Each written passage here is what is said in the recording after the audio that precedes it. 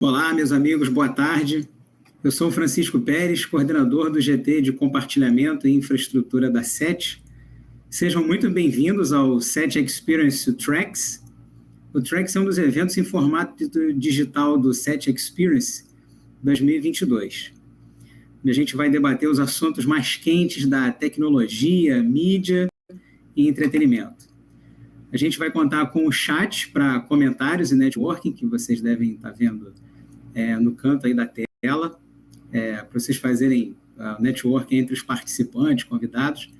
E tem o Q&A para fazer as perguntas diretas aos nossos palestrantes. Então, peço a gentileza aí que as perguntas sejam colocadas no Q&A, que eu acho que vocês também conseguem identificar ali no canto. Para mim, aqui aparece no canto direito da tela. Legal. Nesse episódio, a gente vai falar do programa Digitaliza Brasil. É o maior programa de digitalização da história da radiodifusão brasileira. São mais de 1.500 estações de transmissão de TV feitas em menos de 3 anos. E aí, para essa conversa, nós vamos contar com a presença dos nossos ilustres participantes, o Vinícius Caran, que é superintendente de outorga e recursos à prestação da Anatel, o Tiago Soares, que é coordenador geral de inovação, regulamentação e sistemas do Ministério das Comunicações, professor Gunnar Bedix, CTO da Seja Digital, o Luiz Carlos Abraão, que é diretor de tecnologia da ABERT, o Wender Souza, que é assessor técnico da Abratel, o Carlos Neiva, conselheiro técnico da Astral, e o Alexandre Graziani, assessor técnico da EBC. Estamos aí de casa cheia. Meus amigos, sejam muito bem-vindos. Queria agradecer a presença de todos vocês que vão dividir aqui o painel e o debate com a gente. E agradeço também a presença dos inscritos no evento, que vão dar a nossa audiência e também vão nos brindar aí perguntas ao final do nosso debate. Vou começar aqui a nossa conversa pela Anatel e pelo Ministério.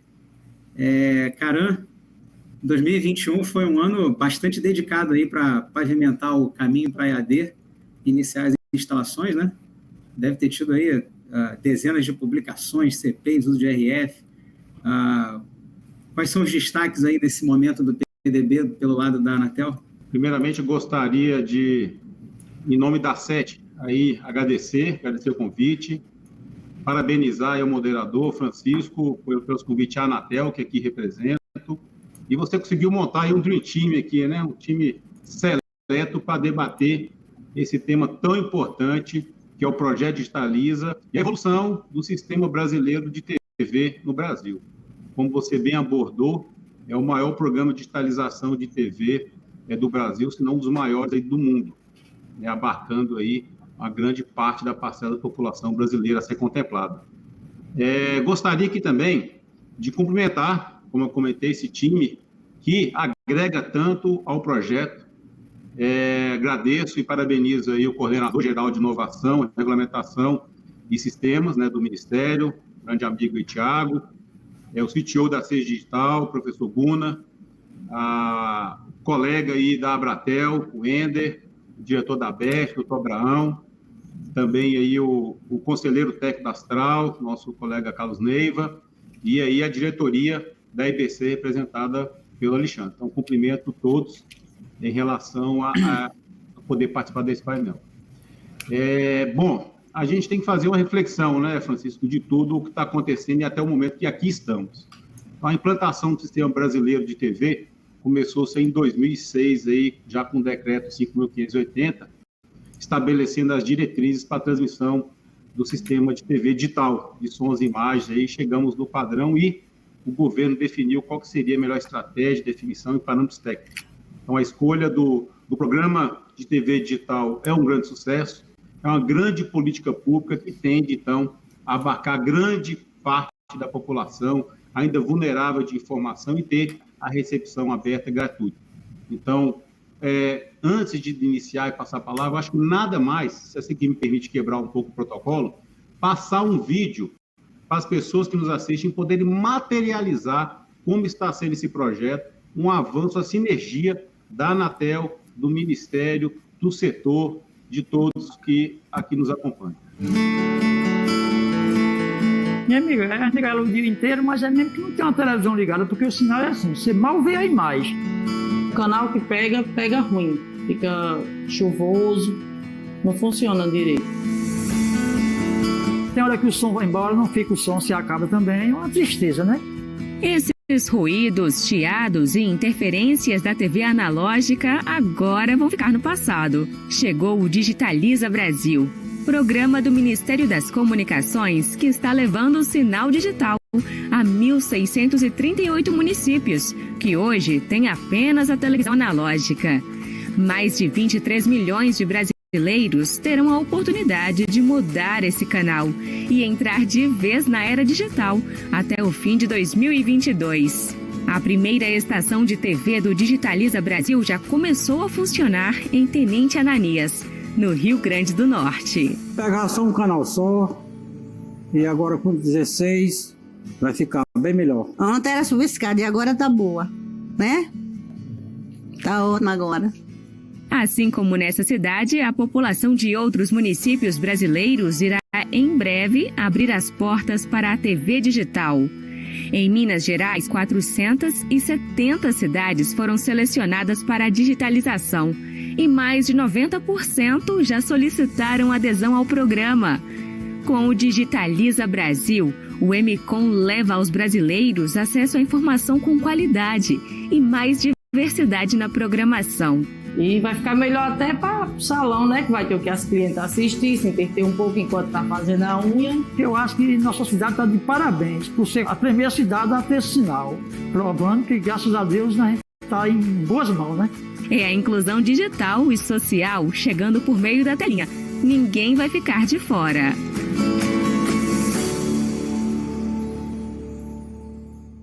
Eu acho que o vídeo materializa todo um esforço, um trabalho aqui, com a EAD nos apoiando e implantando esse site, junto com o trabalho, foram mais de 80 reuniões ordinárias do GAISP, mais de 16 reuniões técnicas do subgrupo do TVD, que também sou coordenador, a aprovação de mais de 7 documentos e diretrizes, que estabelecem, né, poder, desde a escolha do município, dos canais, os documentos que estabelecem o sistema de transmissão multicanal, desde a parte técnica de multiplex, cabo, antenas, abrigo, e tudo mais para chegar esse fruto aqui, vídeo aí, para 2. Essas seriam as primeiras palavras de Francisco, eu agradeço. Obrigado aí por ter começado com o vídeo, realmente é bem interessante, ele já traz números, você também já trouxe números, e assim, em conjunto com a Anatel, Thiago, nós acompanhamos também um enorme trabalho do Ministério entre portarias, consignações, chamamento.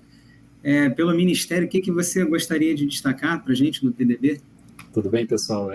Mais uma vez, aqui é sempre um prazer poder participar do Set Tracks, né? Acho que foi uma nova realidade. Com a pandemia, a gente conseguiu manter aquelas discussões que a gente sempre tinha lá no Congresso da SET, e a gente até melhorou a participação com essa possibilidade de usar essas ferramentas virtuais, né? Então, ano passado eu tive a oportunidade de apresentar o programa, ele estava começando, né, Francisco? Eu lembro que eu apresentei a recém-publicada portaria, e hoje, como o Vinícius mostrou, a gente já está vendo os frutos dessa política pública estabelecida aí entre a Anatel, o Ministério e também com o apoio da EAD, e é muito gratificante a gente ver esse resultado aparecendo, né?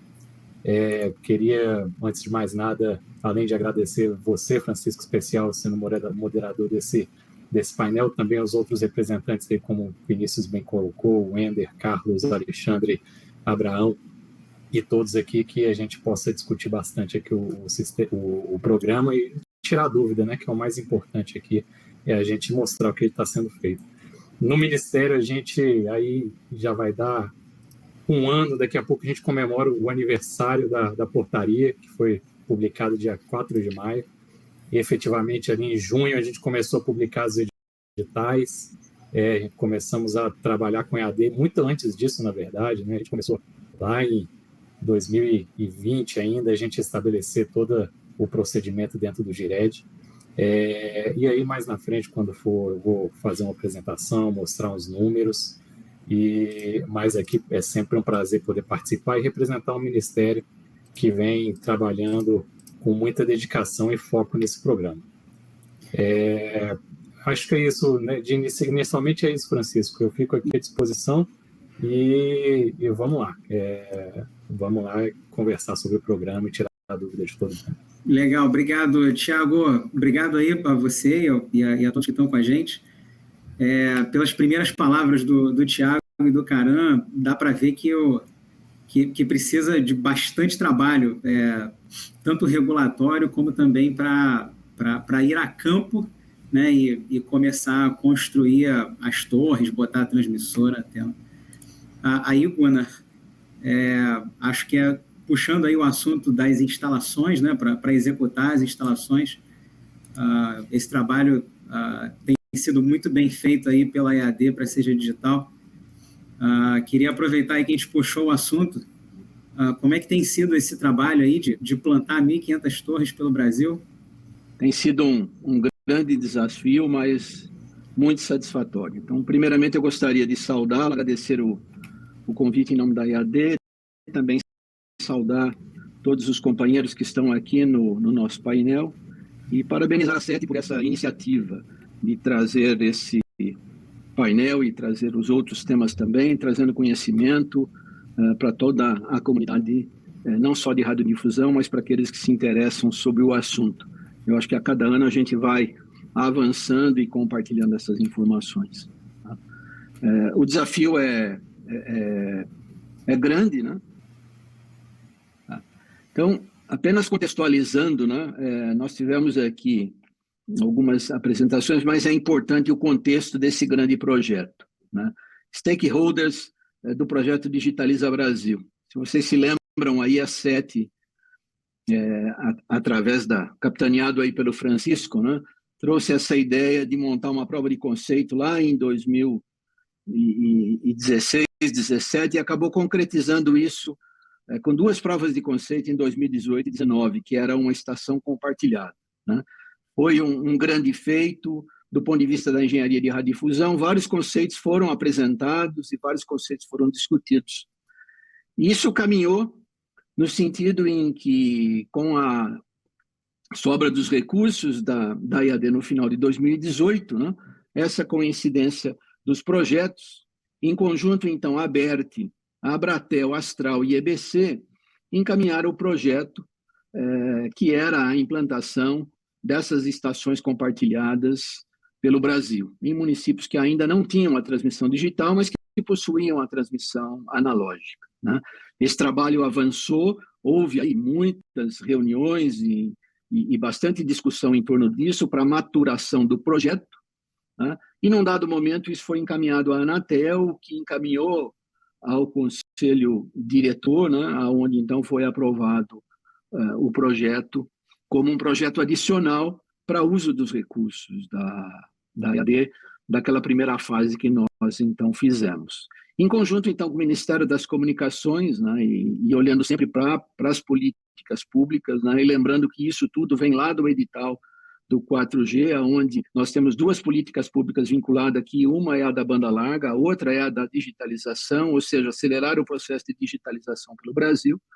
Então, com esses pressupostos, né, o GIRED, que é o órgão que capitaneou todo esse trabalho, em conjunto com a radiodifusão e as operadoras, né, então trouxeram então o assunto para que a EAD, né, fosse a executora do projeto. Então, através dos documentos técnicos e documentos regulatórios que foram escritos e definidos pelo Grupo de Trabalho de TV Digital, então foram aí muitos meses de trabalho até a definição do que seria usado, como isso seria estabelecido, como é que o processo seria feito.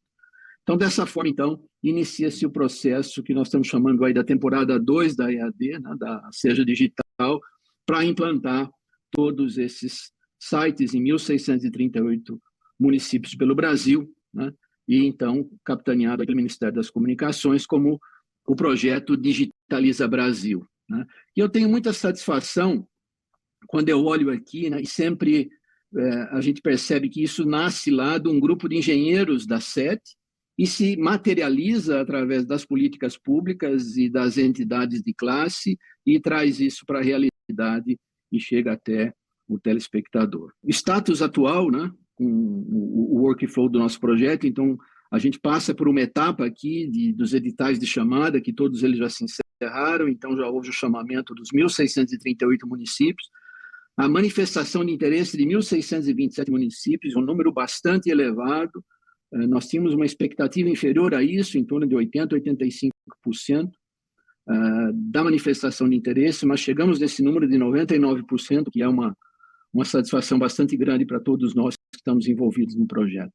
Já temos 1.340 locais habilitados nesses municípios, né? Lembrando que temos que identificar um local, a prefeitura tem que ceder o local, tem uma série de compromissos da prefeitura, e nós temos ali também que fazer as respectivas vistorias técnicas e os projetos de cobertura, garantindo que naquele ponto o sistema vai funcionar adequadamente para a cobertura do sinal de TV digital. Desses municípios, 1.145 já foram qualificados, já temos termos de adesão assinados com as prefeituras em 1.027 municípios, implantamos a infraestrutura em 249 municípios e a parte de RF em 95 municípios. Avançamos também na parte regulatória, levando os canais para o licenciamento, ou seja, já temos desse pacote de canais, 600 canais licenciados, pronto para ativação, e já temos entregues aos municípios, ou seja, as estações já estão em funcionamento, são 30 estações que já estão operando com todo o sistema implantado. Então, dentro da parte regulatória, como eu mencionei, no total, né, canais que foram viabilizados, canais que já estavam ali naquele município e que entraram para o projeto, num total de 7.282 canais, essa é a esteira regulatória que nós avançamos aqui, né? Então, canais a viabilizar, depois nós temos aqui a parte dos canais que já estão no plano básico, os canais consignados, atos de RF emitidos, projetos cadastrados e, como eu mostrei anteriormente, 600 canais licenciados. O nosso cronograma de atividades, né, que a gente vem avançando com esse trabalho, acredito que aqui o Caran deve detalhar um pouco mais essas informações dos municípios, apenas destacando que hoje nós devemos chegar em março aqui com 322 municípios com infraestrutura instalada e em 204 com RF instalado, mas mais à frente a gente vai ouvir um pouco mais sobre isso. Então, nosso grande destaque no início do projeto estava em como instalar essa estação, né, em como colocar essa estação em operação e como fazer com que isso funcionasse adequadamente, que a gente não tivesse nenhum problema maior ao longo do tempo, haja vista que é uma experiência inovadora, né? O compartilhamento aí desses 8 canais em uma mesma antena, em uma mesma estação, operando com diferentes aí radiodifusores. Então, dentro desse ponto de vista, nós implantamos a primeira estação que chamamos aí de piloto, que foi em Tenente Ananias, chamamos aqui de um STM, que é o Sistema de Transmissão Multicanal, composto aí de 8 canais. Dentro dessa estrutura, então, fomos a Tenente Ananias, né, porque uma das questões que nos preocupava bastante era a questão da temperatura interna do abrigo, porque nós temos ali um sistema todo colocado dentro de um abrigo fechado, tem ali um ar-condicionado, tinha ali um sistema de exaustão, mas nós ainda não tínhamos efetivamente o resultado de como isso funcionaria, tá? Então, lá em Tenente Ananias, iniciamos, então, o piloto para que a gente pudesse fazer um levantamento de como se comportaria esse sistema. Então, eu trouxe aqui alguns dados da onde esse sistema vai ficar e já está funcionando, né? Apenas destacando aqui como é que é o clima ali, é um clima predominantemente na Caatinga, né? É o semiárido, a temperatura média anual de 30 graus centígrados, né? E o período seco ali acentua entre junho e dezembro, a temperatura do solo, né, pode chegar até 60 graus centígrados com o sol forte.